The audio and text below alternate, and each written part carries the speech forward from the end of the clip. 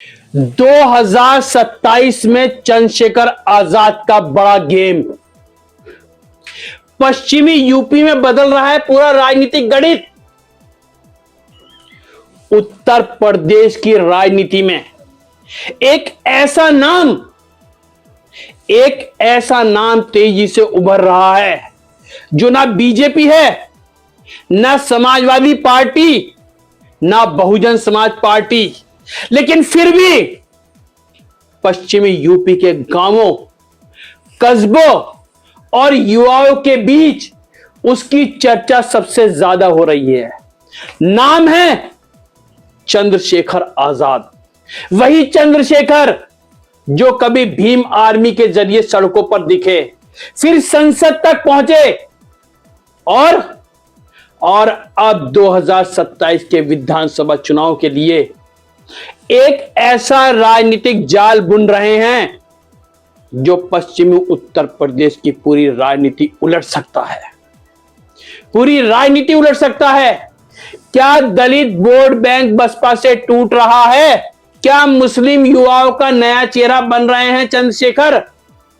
क्या अखिलेश यादव का PDF formula खतरे में है? और क्या बीजेपी भी इस नई समीकरण को लेकर सतर्क हो चुकी है?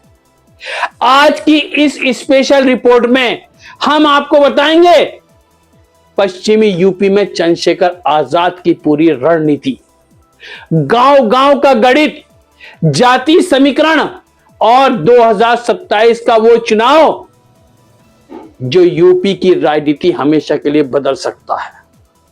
अस्सलाम वालेकुम, नमस्कार, सत श्री अकाल।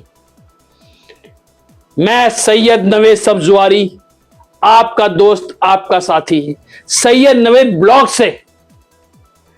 उत्तर प्रदेश का पश्चिमी हिस्सा सिर्फ गन्ने और खेती के लिए नहीं जाना जाता, बल्कि यहां की राजनीति पूरे प्रदेश की दिशा तय करती है।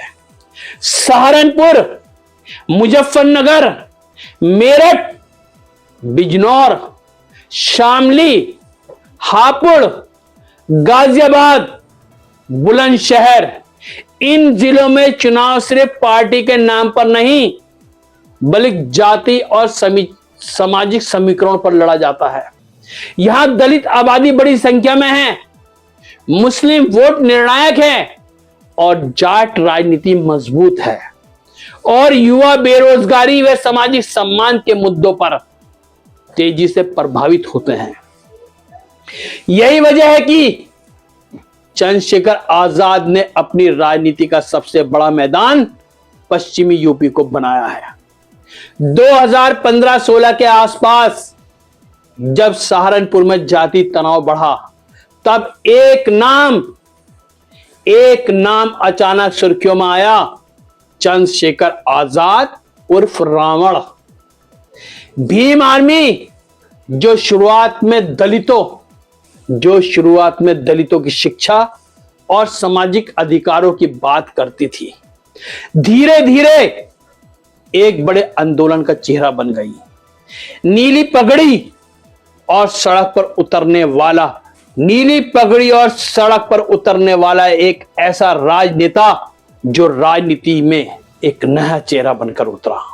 युवाओं को लगा कि कोई ऐसा नेता आया है जो सिर्फ चुनावी भाषण नहीं देता बल्कि टकराने की राजनीति करता है।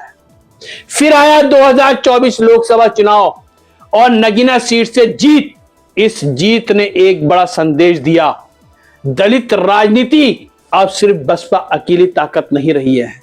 दलित राजनीति की बहुजन समाज पार्टी अब अकेली ताकत नहीं रही है, क्योंकि एक समय था जब पश्चिमी यूपी में दलित वोट का मतलब था बहुजन समाज पार्टी, लेकिन कुछ वर्षों में बहुजन समाज पार्टी का संगठन कमजोर हुआ, जमीनी कार्यकर्ता गायब होने लगे और युवाओं को पार्टी में ऊर्जा कम दिखने लगी।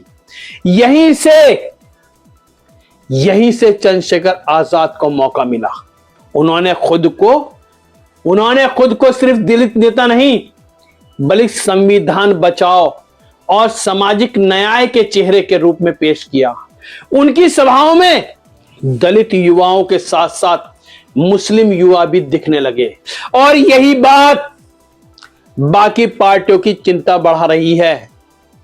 पश्चिमी यूपी में अगर कोई सबसे बड़ा चुनावी समीकरण है तो वह है दलित प्लस मुस्लिम, दलित और मुस्लिम वोटों का गठजोड़। यही समीकरण कभी बसपा को ताकत देता था और अब चंद्रशेखर आजाद उसी फॉर्मूले को नए अंदाज में तैयार कर रहे हैं। सीएए आंदोलन हो, संविधान की बातें हो, दलित उत्पीड़न के मुद्दे हो और मुस्लिम इलाकों में लगातार दौरे, इन सब के जरिए आजाद समाज पार्टी एक नया सामाजिक संगठन बनाने की कोशिश कर रही है। उनकी रणनीति साफ दिखती है, भावनात्मक कनेक्शन, सड़क की राजनीति, सोशल मीडिया। 2024 के बाद अखिलेश यादव ने पीडीए यानी पिछड़ा दलित अल्पसंख्यक फार्मूले को जोर शोर से आगे बढ़ाया। लेकिन सवाल यह है, अगर दलित युवा चंद्रशेखर की तरफ जाने लगे तो पीडीए का क्या होगा? पश्चिमी यूपी के कई इलाकों में ऐसा देखने को मिल रहा है कि युवा वोटर पुरानी राजनीति से हटकर नए चेहरे की तरफ आकर्षित हो रहे हैं। चंद्रशेखर आजाद खास तौर पर सोशल मीडिया पर बहुत आक्रामक और एक्टिव दिखते हैं। उनकी रेडियो की क्लिप, उनके भाषण, उनका स्टाइल युवाओं में तेजी से वायरल होता। यही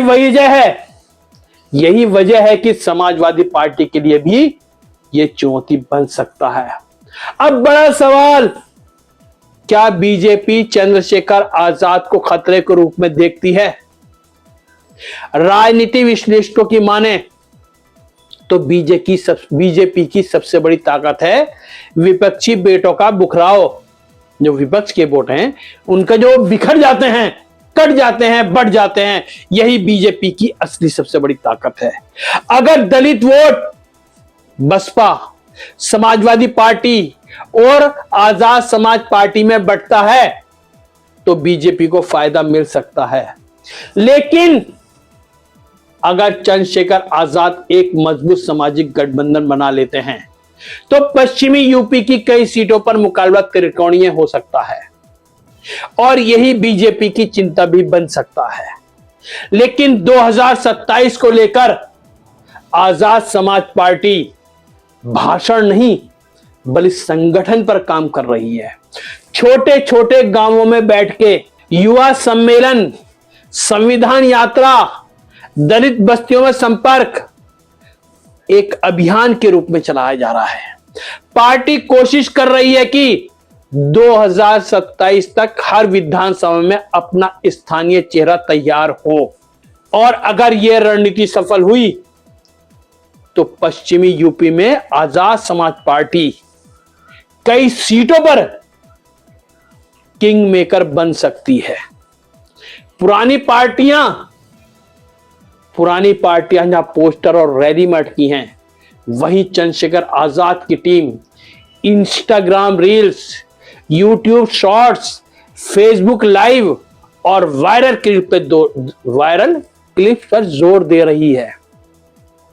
उनकी राजनीति का बड़ा हिस्सा डिजिटल नैरेटिव पर आधारित है। युवाओं के बीच उनकी इमेज संघर्ष करने वाले नेता की बनाई जा रही है और आज की राजनीति में इमेज ही सबसे बड़ा हथियार बन चुकी है। अब सबसे बड़ा सवाल, क्या चंद्रशेखर आजाद 2027 में बड़ा राजनीतिक उलटफेर कर पाएंगे? देखिए, यूपी की राजनीति सिर्फ भीड़ से नहीं चलती बल्कि बूथ मैनेजमेंट, संगठन और पैसा और जाति समीकरणों से तय होती है। लेकिन इतना तय है कि चंद्रशेखर आजाद अब सिर्फ आंदोलनकारी नेता नहीं रहे, वो धीरे धीरे एक गंभीर राजनीतिक खिलाड़ी बनते जा रहे हैं। और अगर पश्चिमी यूपी में दलित, मुस्लिम और युवा वोट एक हिस्सा भी उनके साथ मजबूती से जुड़ गया तो 2027 का चुनाव बहुत दिलचस्प हो सकता है। 2027 का चुनाव सिर्फ बीजेपी बनाओ विपक्ष नहीं होगा, बल्कि एक नई बनाम पुरानी राजनीति की लड़ाई भी हो सकता है।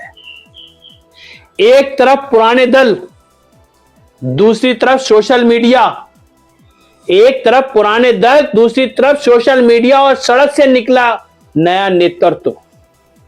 चंद्रशेखर आजाद क्या सच में पश्चिमी यूपी का नया राजनीतिक केंद्र बन पाएंगे, या फिर यह लहर चुनाव आते आते कमजोर पड़ जाएगी? फैसला जनता करेगी, लेकिन इतना तय है 2027 की लड़ाई में आजाद समाज पार्टी को नजरअंदाज करना अब किसी भी पार्टी के लिए आसान नहीं होगा। आप क्या सोचते हैं? क्या चंद्रशेखर आजाद 2027 में बड़ा उलटफेर कर सकते हैं, या यूपी की राजनीति अभी भी पुरानी पार्टियों के कब्जे में रहेगी? कमेंट में जरूर बताएं। वीडियो पसंद आया हो तो लाइक करें, चैनल को सब्सक्राइब करें और बेल आइकन जरूर दबाएं, क्योंकि यहां हम सिर्फ खबर नहीं, राजनीति का पूरा गणित समझाते हैं। जय हिंद, जय भारत।